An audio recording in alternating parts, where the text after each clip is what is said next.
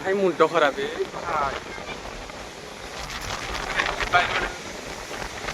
ଦେଖିବା କୋଉ ଭଳିଆ ଆମର ଯୋଉ ସୋଲାର ଲାଇଟ୍ ସେଇ ସୋଲାର ବି ଉଡେଇ ଦଉଛି। ଏଠି ଛିଡା ହେଇକି ଚାରିଆଡେ ଟର୍ଚ୍ଚ ପକାଉ।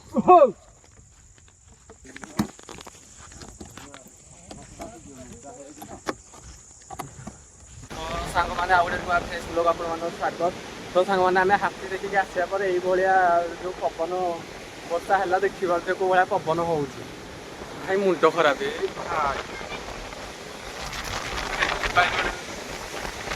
ଦେଖିପାରୁଥିବେ କୋଉ ଭଳିଆ ପବନ। ତ ସାଙ୍ଗମାନେ ହେଇଦିନ ଭଳିଆ ଯୋଉଦିନ ଆମର ଗାଈ ବଳଦ ସେଇଭଳିଆ ପବନ ହଉଛି।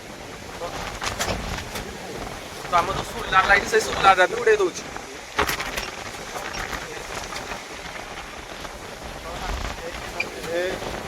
ତ ଆମର ପିଲା ବି ଟ୍ୟୁସନ୍ ହେଉଛନ୍ତି ଟ୍ୟୁସନ୍ ପିଲାଙ୍କ ପାଖକୁ।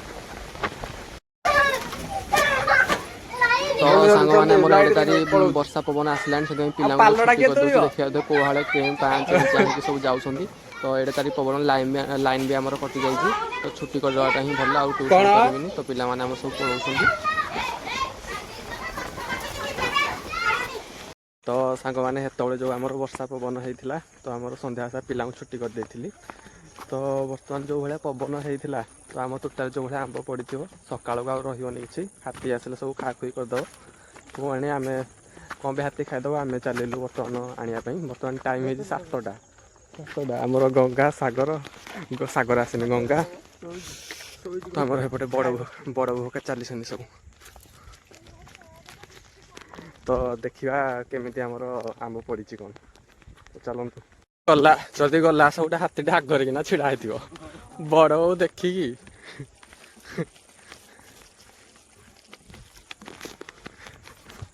ଆମର ସବୁତକ ହାତୀ ସକାଳୁ ଖାଇଦେଉଛି। ଠିକ୍ ଆଣିବ ଯିବ ଭାରି ତୋସା ଧରିକି ପଳେଇ ଆସିବ ଠିକ୍। ଦେଖେ ମାନେ ଏତେ ଲୋକ ଯାଇଛେ ଦେଖିବୁ ଆମ୍ବ ଫୁସ୍। ଦେଖିବୁ ସେ ତ ଜାଗା ଦେଖିକି ଡରିଯିବ।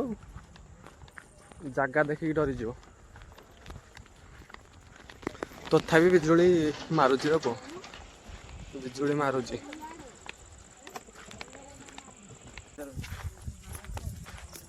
ଚାରିଆଡ଼େ ଟର୍ଚ୍ଚ ପକେଇ ଚାଲୁଥ ନହେଲେ ନୂଆ ବନ୍ଧରେ ତ ପୁଛ କରି ସାରିବେଣି ନୁହେଁ ବଡ଼ ବୋଉ। ଯାହା ପକେଇଲ କେତିକି ଲାଇଟ୍ କାହିଁ ଆଉ କ'ଣ ପାଇଁ ଧରିକି ଆସିଛ ଛୁଆକୁ। ଲାଇଟ୍ ଚାର୍ଜ ନାହିଁ ଧରିକି ଆସା ହେଇଛି।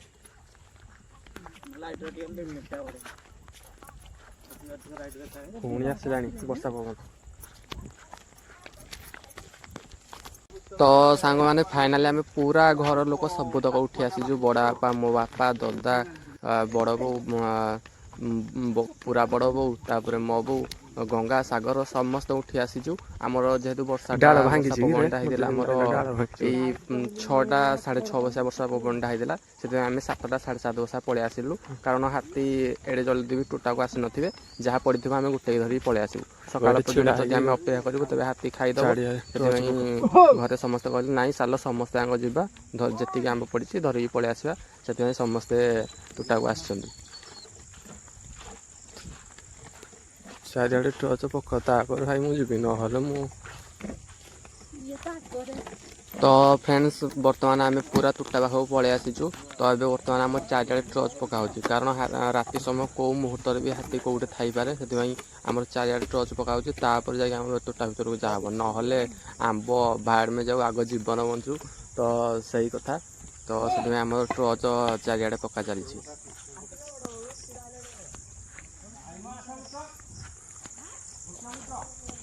ଦେଖିକି ତ ସାଙ୍ଗମାନେ ଦେଖିକି ମାନେ ଡର ଭୟ ମାନେ ଏଇଭଳିଆ ଡର। ତ ସାଙ୍ଗମାନେ ଦେଖିବା ତ କୋଉ ଭଳିଆ ଆମ୍ବ ପଡ଼ିଛି। ଏ ଭାଇ ଗଙ୍ଗା ଟିକେ ଟର୍ଚ୍ଚ ପକେଇଦେଲୁ ଇଆଡ଼େ।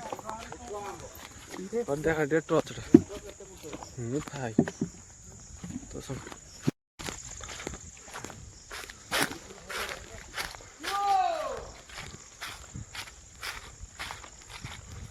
ତ तो सांग मैंने फाइनाल आम तोटा भितर बर्तमान पशिकी पूरा चारिआडे खेलाखोली करिकी टर्च हका मारिकी पूरा आंब गोटा चली बर्तमान आमर तो टे डरी डरी उठा पड़ुଛି कारण कौ मुहूर्त भी आमर हाथी बाहरी पड़ो से भरोसा ना तो से कहीं भीतर आड़े भी जाऊना जहाँ मुहर मुहर अच्छी जदि भलरे सब देखा देखी है तापर जा से पछ आड़े तोटा पछ आड़े जहाँ हम ना ना यही बाटर गोटे चलू आम तो सांग मैंने फाइनाली हाथी को डरी डरी बर्तमान आमर आंब गोटे गोटे देलु माने पछाड़े भी जा गोटे देलु हाथी आसी ना से सब आंब गोटा गोटे करदेलु देखिपारे बर्तमान बापा और बो पूरा पैकिंग रे लगी जल्दी पैकिंग कर घर को चलू तो कौ मुहूर्त हाथी बाहरी पड़ी आसो आमर आगे चलला बड़ भोगा सब से भर्ती करी आम टे पछ रही जाइए आम तापर जीवु तो ये थिला किछि आज ब्लॉग जदि आपण मानक भल लगी तेज निहाती लाइक कमेंट शेयर सब्सक्राइब करेंगे रोचे लव यू जय जगन्नाथ।